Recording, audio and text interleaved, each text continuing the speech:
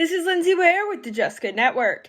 In his third NFL season, Minnesota Vikings wide receiver Justin Jefferson has been a key player that opponents know to look out for.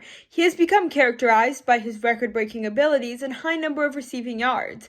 But in this week's loss to the Green Bay Packers, Jefferson looked far from the player that elicited fear in so many other teams this season.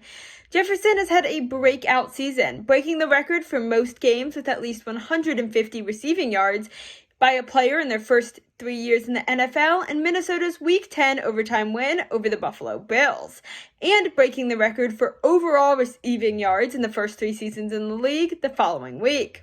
So it's no surprise that teams have made stopping the wide receiver a priority when facing off against the Vikings. Jefferson has had his fair share of hard hits this season, and until last week seemed relatively unfazed, serving as a major contributor to this team.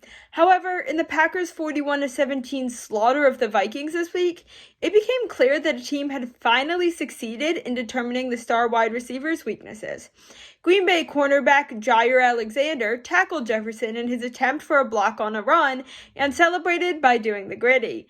Sunday's game was Jefferson's worst performance of the season, with only 1 reception for 15 yards. His lack of impact and its effect on the final score proves the significance Jefferson has on Minnesota. For his sake and the sake of the team, the Vikings need to reevaluate their approach to Jefferson's game to ensure he can put up his usual numbers heading into the playoffs.